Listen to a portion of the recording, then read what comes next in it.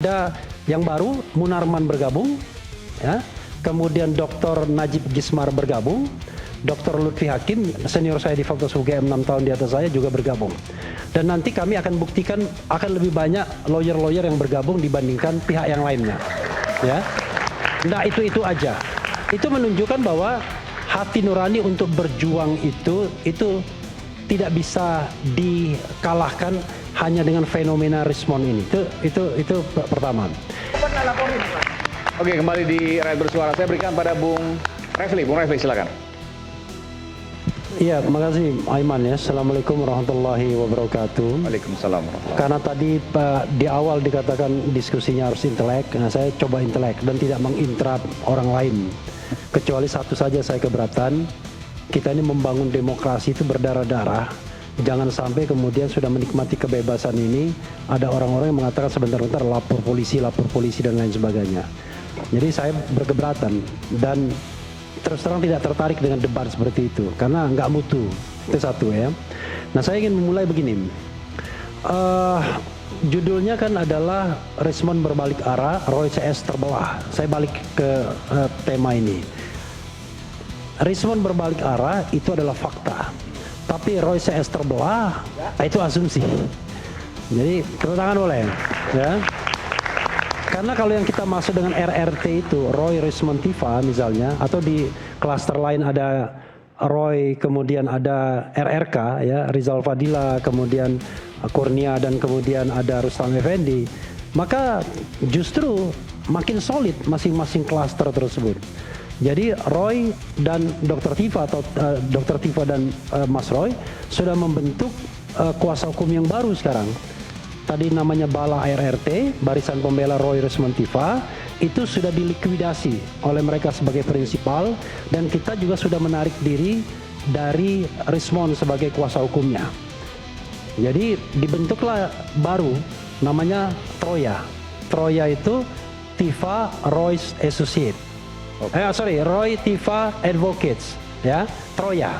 Paham kan Troya kan? Iya. Itu adalah kereta kemenangan. Nyindir. Hah? Enggak, Troya itu kan kereta kemenangan. Nah, kalau kan? Troya itu orang pikirnya kan ada disisipkan lalu kemudian dihancurkan dari dalam. Ya, orang berpikir jangan-jangan maksudnya Troya itu Bung Rismon dituding seperti itu. Enggak. Troya itu adalah kereta yang mengantarkan pada kemenangan. Ketika Achilles dan kawan-kawan bingung bagaimana menundukkan benteng, dia membuat kuda Troya. Nah, dan yang bergabung ya bukan tambah surut, tambah keren yang bergabung.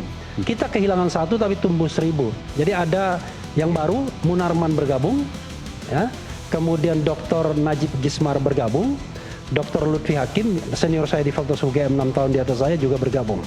Dan nanti kami akan buktikan akan lebih banyak lawyer-lawyer yang bergabung dibandingkan pihak yang lainnya, ya. Nah itu aja. Itu menunjukkan bahwa hati nurani untuk berjuang itu tidak bisa dikalahkan hanya dengan fenomena respon ini. Itu pertama. Yang kedua, kalau kita bicara fakta dan data dan analisa, ya, kita harus bedakan fakta, data, dan analisa. Kalau analisa kita bisa berdebat, tetapi itulah kepintaran kita untuk membuat analisa yang meyakinkan. Tapi fakta dan data itu kan tidak bisa dibantah kalau kita mengemukakan fakta yang sama-sama kita ketahui. Jadi Rismon berubah itu yang kita ketahui itu pada tanggal 11 Maret. Saya mengetahuinya dari seseorang yang mengirimkan link berita CNN kepada saya kalau Rismon kemudian mengajukan restoratif justice.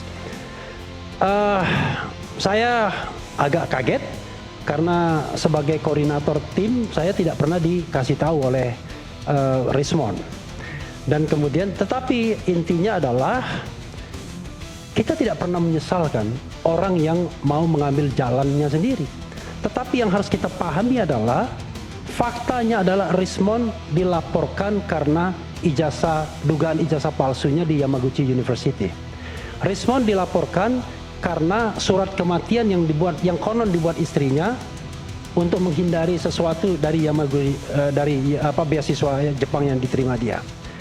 Dan itu bukan perkara ringan karena langsung berproses cepat di Polda Metro Jaya. Rismon sebentar lagi akan diperiksa. Ancaman hukumannya 6 tahun. Jadi, dan itu cepat sekali menggelinding. Sudah melibatkan istrinya pula.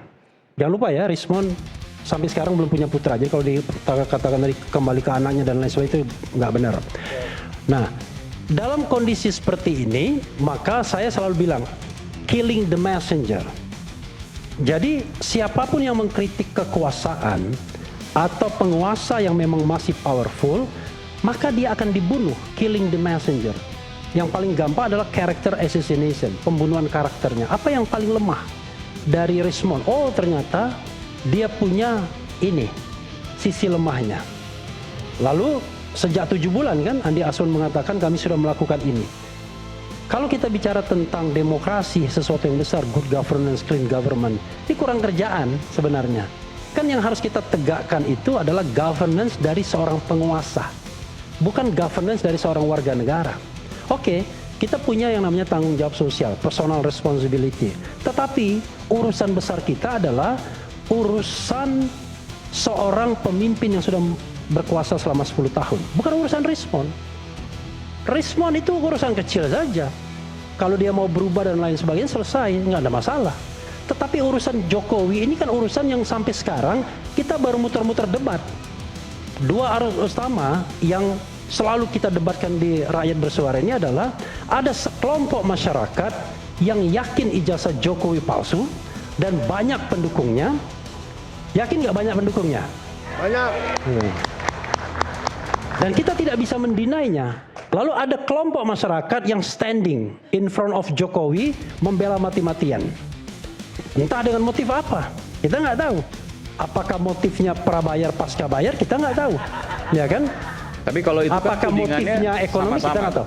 Jangan bukan jualan buku dapat. Ya jangan dipotong, saya nggak pernah motong. Sebentar, saya mau sini. Ya, tapi kan kalau soal motif itu kan sama-sama, satu menuding A menuding B, sama aja. Oh beda, Di balik itu ada uang, sama-sama. Beda. Mana? Kita bicara tentang kualitas, ya. Okay. Kalau kita misalnya membela Roy, Tifa, kemudian kita dituding ada orang besar yang mendanai di belakangnya. Itu still spekulasi yang tidak proven.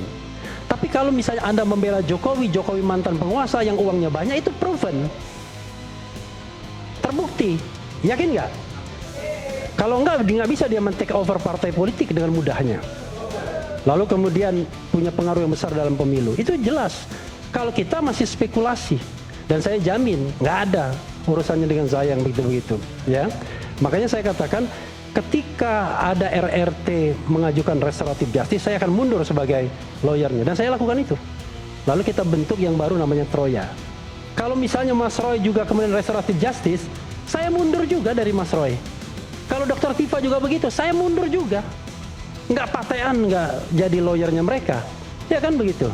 Tetapi idealisme tetap harus kita perjuangkan. Nah, sekarang pertanyaannya adalah barang yang gampang begini diputer-puter dari kapanpun. Padahal tidak ada keberanian, tidak ada kesungguhan, tidak ada gentleman, tidak ada kenegarawan dari seorang Jokowi untuk menunjukkan ijazahnya dan diuji di publik. Tidak ada keberanian.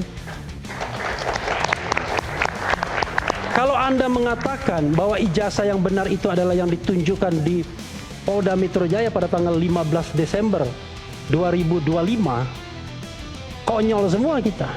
Bagaimana kita berdebat? Keberatan tidak berani. Tolong, saya tidak motong Anda. Ya. Tolong, saya tidak motong Anda. Dan sudah di... Tolong, saya tidak motong Anda. Ya. Jangan galak-galak. Saya tidak motong Anda. Emosi. Ya. Saya tidak emosi, tapi ini tekanan, ya. Oke, tapi silakan dipersingkat. Nah, oke. Jadi, ya, kalau ditunjukkan baru pada tanggal 15 Desember dan semua didinai semua, maka kita ini konyol semua jadinya. Padahal yang tanggal 15 Desember itu sepintas saja ditunjukkan sebentar, 5 menit, sudah itu hilang lagi barang ini. Ini bulan apa ini? Ini bulan Maret. Kalau kita bilang Januari, Februari, Maret, kita berdebat lagi 3 bulan untuk barang yang kemudian ditunjukkan sekilas. Ada nggak peluang untuk menunjukkan bahwa ijazah itu benar-benar asli? Yang saya katakan, kalau memang benar-benar asli dan proven melalui putusan pengadilan yang berkekuatan hukum tetap, ya kita akan minta maaf. Ada CLS, Citizen Lawsuit. Tunjukkan di sana, Citizen Lawsuit itu pengadilan juga. Pak Jokowi pernah mengatakan, Saya akan tunjukkan di pengadilan ya ijazah saya dan lain sebagainya. Begitu ada citizen lawsuit yang jelas-jelas petitumnya itu minta agar ijazah ini dinyatakan palsu, which is harus sebaliknya dia membuktikan, tidak datang juga ijazah yang konon katanya asli. Padahal Polri adalah pihak yang juga digugat. Ingat yang digugat itu Pak Jokowi, kemudian Rektor UGM, Wakil Rektor UGM kalau tidak salah sebagai institusi, dan kemudian kepolisian. Polisi itu Polri, Polisi Republik Indonesia. Nggak datang juga. Nah pertanyaannya adalah, appeal saya kepada pihak penyidik juga. Kita ini mau menyelesaikan masalah yang sesungguhnya atau enggak? Ataukah kita hanya menunggu agar Roy Suryo meminta maaf juga datang ke Solo, brokernya banyak. Dr. Tifa datang ke Solo, brokernya banyak. Ataukah kita mau Brokernya banyak? Brokernya banyak. Yang mengajak maksudnya banyak? Iya. Contoh misalnya? Loh, Farhad aja pernah menawarkan kita. Oke. Ya kan? Satu lagi? Siapa saja, ya kan? Yang Dan ditawarkan itu, termasuk ke Anda juga maksudnya, udahlah saya Bang nggak pernah Refli, ditawarkan. ajak Mas Iya. Roy. Farhad Dr. tadi Tifa. aja waktu break masih nawarin ke sini, coba bayangkan. Gimana? Masih nawarin restoratif Itu justice saya tuh. bercanda Waktu break dia, tadi. godain dia. Iya. Godain aja. Iya. Mas, Gitu. Ya, tuh. Bang Gafar punya bukti WA dari. Ya sudahlah. dari Tapi broker. saya tidak ingin Oh, WA dari broker. pada bagian itu. Apakah kita ingin menunggu dokter Tifa? Boleh nanti Nah, dibuka. Oke. sekarang isu yang berkembang misalnya, pernah juga diomongkan Farhad ya, dalam itu, Rismond dan dokter Tifa sudah akan ke Solo. Sudah minta restoratif justice. Faktanya kan respon Hari ini, ya that's okay, nggak apa-apa.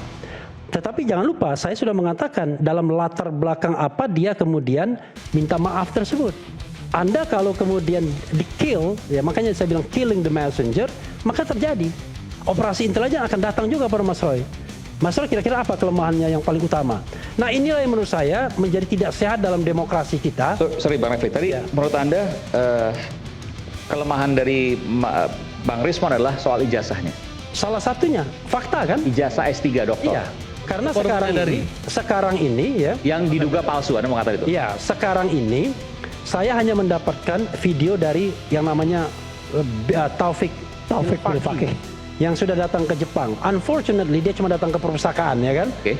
Belum ada yang namanya official statement dari Yamaguchi University. Tetapi kita hargailah investigasi dia jauh-jauh ke Jepang, datang ke perpustakaan yang katanya tidak ada respon menyelesaikan S3, karya S3-nya di sana dan lain sebagainya. Tetapi ketika Rismond berubah, maka justru kita menemukan korelasinya untuk mengatakan jangan-jangan ini yang menjadi penyebab utama bahwa dia berubah. Karena itu saya ingin menghargai Rismond. Tetap, apa penghargaan saya terhadap Rismond? Saya mengatakan Rismond sebelum tanggal 11 Maret 2026 adalah Rismond yang genuine. Rismond yang mengatakan apa adanya, Rismond yang membuat Jokowi White Paper menyumbang 480 halaman, Rismond yang membuat Endgame. Kalau Anda menjadi seorang peneliti, seorang penulis, Anda tidak mungkin membuat kebohongan berlembar-lembar ratusan-ratusan tersebut, kemudian membuat statement dan lain sebagainya. Jadi karena Maka, satu hal yang paling iya, penting tadi, yang paling iya. krusial, dan itu titik lemah adalah dugaan Iya. ijazah palsu Dr. Rismond. Dan surat kematian. Dan surat kematian apa itu? Bisa Anda jelaskan? Jadi diduga juga Rismond melalui orang dekatnya, ada yang bilang istrinya tapi saya tidak mau menuduh, membuat surat kematian bahwa Rismond itu sudah meninggal. Dan kemudian itulah yang kemudian diglorifikasi oleh mereka-mereka ini kan. Kaitan tertanggal berapa dan seterusnya. Saya sempat lihat tapi sepintas di media sosial. Bisa Anda ceritakan soal itu? Mereka ini semua yang mengglorifikasi. yang ngomong- Sudah nanti aja nanti. Saya Berarti Anda setelah itu. mengakui Iya. bukan gosip Setelah. apa yang saya Iya, katakan. nah, Itu. Sedikit dua, soal iya, itu lah. Surat dua kematian. hal inilah yang kemudian dilaporkan ke polisi. Pernah Dan dilaporkan ke polisi? Bukan pernah, sudah dilaporkan. Oleh siapa? Dan diproses. Bill. Iya, Oke. oleh Bilfaqih namanya. Taufik Oke. Bilfaqih yang sekarang ke Jepang. Entah dengan biaya siapa dia ke Siapa yang bisa Jepang. cerita nanti? Sebentar, Iya. nanti saya berikan kesempatan dikit. Karena ini biar pemirsa juga paham. Iya. Surat kematian, siapa yang bisa cerita? Apa? Surat kematian Dr. Rismond. Saya nggak ngerti, jadi mungkin siapa yang lebih ngerti. Apa Silahkan. tudingannya Jadi apa? tudingannya adalah ini juga dikatakan dalam beberapa kesempatan. Ada dua laporan terhadap Rismond. Oke. Satu, diduga ijazah Yamaguchi-nya palsu. Oke. Satu. Dan yang kedua adalah Rismond pernah membuat melalui orang lain tentunya, diduga istrinya, bicara tentang surat kematian. Ini pernah juga menyinggung Tujuannya apa surat kematian itu? Tujuannya konon untuk menghindarkan penalti dari beasiswa karena dia tidak menyelesaikan kuliahnya. Oke, jadi masih terkait dengan ijazah Ya, S3-nya itu. ya. Supaya tidak Penalti. kasusnya perpanjang, Ya. bikinlah surat kematian. Ya, oke. Tapi Tetapi- kampusnya nggak akan melakukan investigasi dan seterusnya. Ya, masalahnya adalah yang melakukan investigasi kan pihak sana melalui yang namanya Taufik Bilfaki itu.